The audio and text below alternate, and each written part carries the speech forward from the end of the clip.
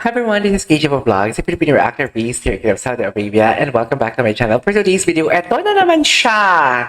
Eto na naman siya! Nagpapapansin na naman ang ating Ginoo for today's video. Bakit mga ganyan tanong yung mga tinatanong niya?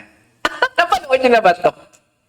Nakakaloka siya, no? Alam mo yung tipong nagpapakute siya pero hurt na hurt siya. Yung tipong ang ibig niya sabihin dito sa video na to, na parang, dito lang ako, gusto kita, kahit nakikisayaw ako sa iba. Ganun ang atake. Ang lala mo Ginoo. Tingin ko, ang lala niya ma-inlove, no? Saka bakit siya nagaganito? Bakit siya nagaganito? Kung wala hindi ko alam. Kung wala hindi ko alam bakit siya nagkakaganyan. Sa totoo lang. Ito na lang. Kunwari, hindi natin alam kung bakit siya nagkakaganyan. Support natin siya. I-support natin siya sa drama niya for today's video. Ano ba sa atin kanya yung itatanong mo? Bakit hindi ka crush ng crush mo? Ano yan? May trend kasi yan eh. 'Di ba? Alam ko may trend yan eh. Yung bakit hindi ka crush ng crush mo. May trend yan. Anyway. Support natin siya. Oh, loko. Ayan. Oh. Tanong mo ako? I was like, bakit? Ang lala ni Ginoo.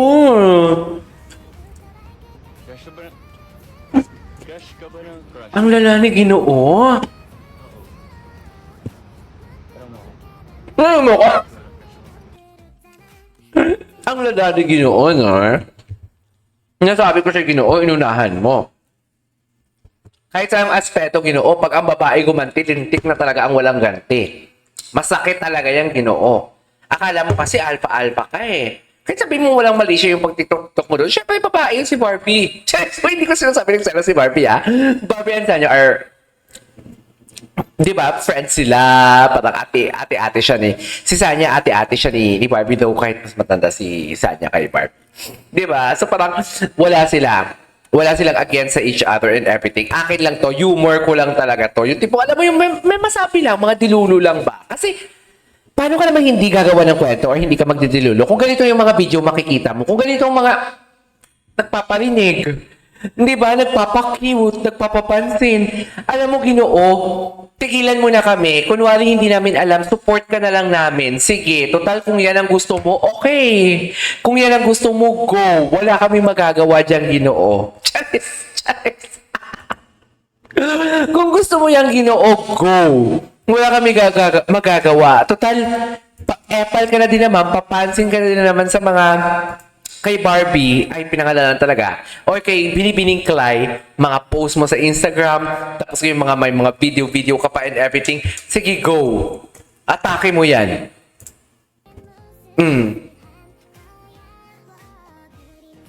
Crush ka din ni Binibining Clay. Nabulol ka pa talaga, ha? Asan yun? Nabulol siya dun eh. Ibalik natin yung 5 hours pala to. Oh. Hindi ba? You see my point? You see, alam mo, hindi ko talaga mag-gets yung mga Barda fans na parang nawawala ng pag-asa dahil wala lang ayuda. Ang sabi ko nga, di ba, magpasalamat na lang talaga tayo na walang ayuda. Or magpasalamat tayo. Kasi ganito yun eh. Kung nakikita mo mang palagi lumalabas si Barbie and David together with their friends or kahit silang dalawa lang, they can tell us or they can say that, no, we are just friends. Which is, hindi natin yun gusto marinig. Paano kung ididikdik talaga nila na friends lang kami. Di mas masasaktan tayo. Kayo lang pala kasi hindi nyo alam ang buong story. Ganon. Di ba? Ganon yun eh. Pero kung walang ayuda, uhaw na uhaw tayo. Ang dami nating assumption at sinasabi ko sa inyo, palagi ko sinasabi sa inyo, ano ang assumption nyo? Maniwala kayo sa guts nyo. Kung ang guts nyo is nanliligaw pa, kung ang guts nyo or kung ang gut feeling nyo is parang may something, maniwala kayo. Intuition nyo, lalo kung mga babae kayo, totoo yan. Pero I won't confirm nor deny. Pero ang sinasabi ko lang, kung may guts kayo or may intuition kayo, kung anong bagay man yan, totoo yan. Kaya kung may intuition kayo, niloloko kayo ng jowa nyo, kabahan na kayo. Totoo yan. Uy, baka may maghihiwalay for today's video. Baka may relasyong masira dahil sa reaction video ko. Diba? Sa nakikita natin yung mga video kasi and everything, wala tayong nakikita kundi puro na parinig si David. Alam mo, kahit walang parinig si David, kung ako ako hindi content creator as a fan, and kung kahit walang parinig si David, pero hindi ko sila kikita dalawa, pero kung papanoorin mo yung mga previous videos nila, there is something talaga. Iisipin ko pa din na may something talaga. May special talaga. Kasi saan ka makakita ng love team na ilap sa camera? Right? May chika pa ako sa inyo. May chichismis pa ako sa inyo. Alam nyo ba? Narinig ko. Charis Emela. May nag-comment kasi kanina. Ang sabi, pero may nag-comment doon kanina eh. Kaya siguro pinaghiwalay sila ng GMA or baka ganito after the breakup of Canoso. Kasi baka magkakaroon ng ganito. Which is totoo yun. Totoo yun. Kung sino man ang nag-comment yun, totoo yun. Actually, hindi ko nga talaga yung binabanggit dito sa aking vlog. Actually, yung mga nagko-comment na ipa-partner sa iba, ang question ko kasi sa friend ko, leading man. Leading man ang question ko sa source ko. Diba? Leading man. Pero kasi, ang project kasi na ginagawa ni Kim Jisoo and ni Barbie, hindi yan leading man. Hindi yan leading man. Kasi kung leading man ka, papalitan si David. Diba? Parang sabi ko nga, paano bibigyan ng ibang, si Barbie?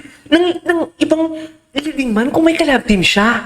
Kasi kung may ka-love team siya, kung official, hindi lang sila love team, official love team sila, diba? So parang, ang dami masasagasaan endorsement. Ang dami. Sobrang dami. Kaya sabi ko, pag sinabi mo kasing official love team ka, hindi ka pwedeng i-team up sa iba. Bibigyan ka ng project sa iba, pero hindi kayo love team. Partner lang kayo. Iba kasi yung partner sa love team pagdating sa showbiz, diba? So parang, ako naman, paano ganun? Paano bibigyan? So, tinanong ko kasi sa friend ko kung may leading man. Okay. Pero kasi, nagtawagan na kasi kami ng friend ko at minute ko na. So basically, alam ko ng story, kung anong mga project and everything. I-PM nyo ako sa Facebook, ipapakita ko sa inyo. Verified pa ang may katawagan ako. 17 minutes or 13 minutes ata kami nag-usap for 17 minutes. Pakita ko pa sa inyo na nag-message ako right after na tinawagan ko siya. Promise. Anyways, iba tayo, balik tayo. Hindi ko mag-get sa mga Barda fans na for me, okay ako. Okay ako na walang ayuda. Or okay ako na hindi sila nagsasama. Kung wala man silang ginagawang project sa ngayon. Sa ngayon, okay ako. Kasi kung makikita mo sila palagi, they can tell us na friends lang kami. Friends lang kami. Pero ang sabi ko, saan ka makakita ng love team na ang ilap sa camera? At lalong-lalo na ang ka-love team mo nagpapapansin after your breakup. Ano yan, David? Ano yan? Gising, Barda fans! Gising! Diba? Alam mo, matatalino kayo eh. Alam ko. So happen lang talaga na may gusto kayong ipiga sa akin. Na tipong alam mo yung kahit ako mismo sa sarili ko, mapipiga na din ako. Mapipiga na din ako ninyo. Yun lang yung ichichika ko. Diba? Can you imagine that? Ang ilap nila sa camera. Love team sila. Factors. Love team sila. Ang ilap nila sa camera. Right after that, ng breakup, panay ang parinig. Panay ang parinig. Tapos gantihan ng post. Gantihan ng post. Day tayo, nag-jogging doon sa UP. Day tayo, di ba? Sabi ni David, day tayo, tapos jogging sa UP. Right after that, nag-TikTok si David. Nag-TikTok together with Sanya. Binawian din, nag-TikTok din ang isa. Sige, magantihan kayo, di ba? Parang may gusto silang ipaliwanag sa atin or pahiwatig sa atin. I cannot tell that this is a fan service because ako may alam ako eh. Siguro there are some na maiisipin na fan service lang yan kasi ganito, pananado. Wala kasi silang alam. Ako kasi, I can say that. And may mga nagko-comment kasi sa according sa ganito na pinabantayan. May nag-comment, sinita ko talaga siya. May nag-comment na hindi naman sinita, pero viewers ko din naman kasi siya. I just want to correct it lang. No? I just want to correct. Katulad yung kay Sanya na nag-throw kayo ng hate kay Sanya, na which is, that is so unnecessary kasi wala talaga.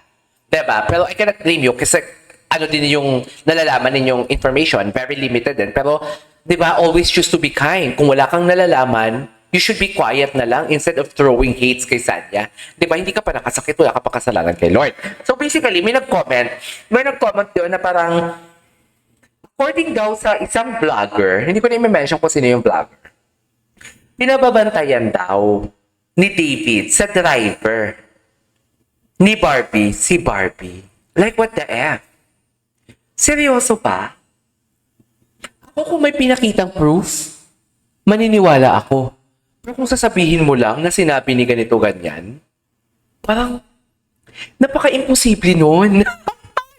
Ganon kalakas si David? Ganon kalakas si David sa driver? Like, I don't know ha, but I don't buy that kind of I don't buy that kind of kung ako normal viewer, even wala akong alam or wala akong source, I really don't buy that ang ano kasi dito, latagan talaga ng sources dito. Latagan ng sources dito. Ako, I can attest myself talaga na hindi ako fake news peddler. I can attest myself talaga na unang-una pa lang nawala ako sa Barda because hindi ko kayang lukoy ng sarili ko kasi alam ko na may boyfriend si Barbie and everything. Hindi pa naglabas ng official statement si Barbie, doon ako nag-start gumagawa ng reaction video kasi may alam ako. May alam ako kung anong mangyayari in the near future. Okay? So, December pa lang or November, I think gumagawa na ako ng reaction video sa Barda, if I'm not mistaken. And then right after that, 5 days prior sa pag-post ni Barbie or official statement, nag-vlog na talaga ako na maghintay na lang tayo sa official statement. Diba? Hindi yung pwede sabihin chamba yung dear. Paano naging chamba yun? Like, literal, itataya ko yung pangalan ko or ang channel ko.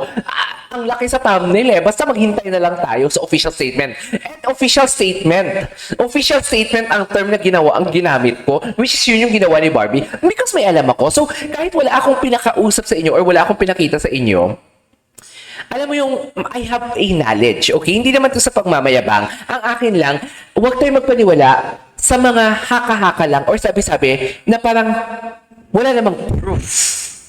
Diba? Wala namang proof. Katulad ng mga vlogger na nagsusulputan ngayon, na nagsusulputan lang din naman yan sila nang nag-break si Barbie and, who is that? And Jack. Diba? Nang wala namang official statement si Barbie, hindi naman yan sila sumulpot. Ako sumulpot ako, bigla. I stop because Barda din talaga ako before.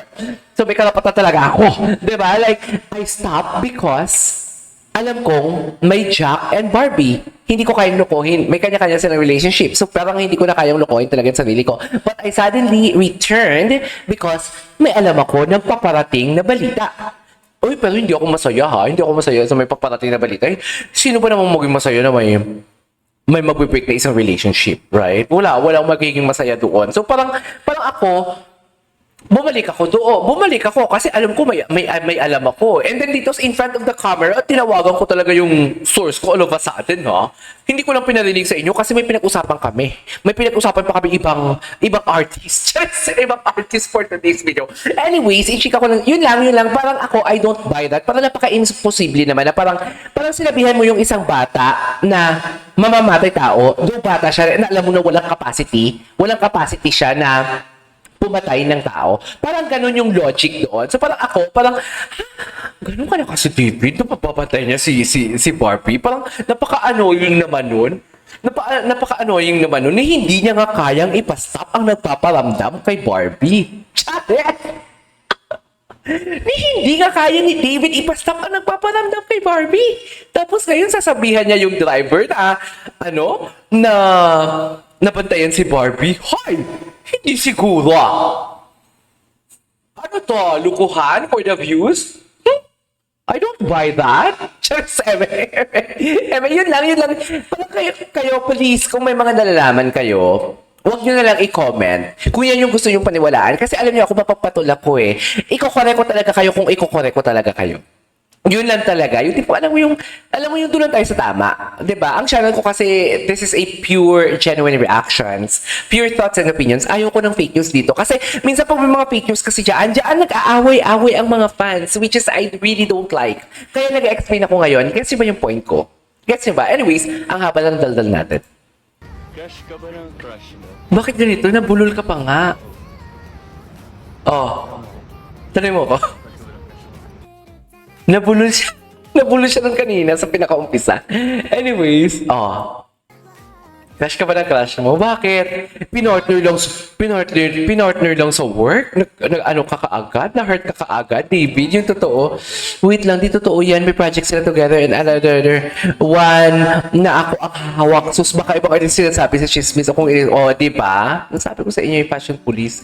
Heart over career? Ano to? Ano to? Wait.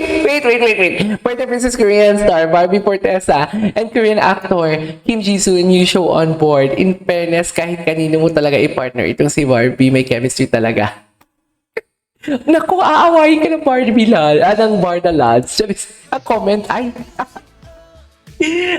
ganun na lang talaga yung comment niya, no? In fairness, nagselos talaga siya. Be. Affected talaga siya. Charis. Suffer. Anyways, ay gabi naman, Barbie. Ganting-ganti talaga si Barbie pala for today's video. Hala!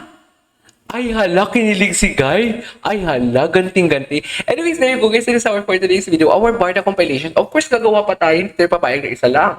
This is Keisha Vlogs and see you in my next vlog. Bye!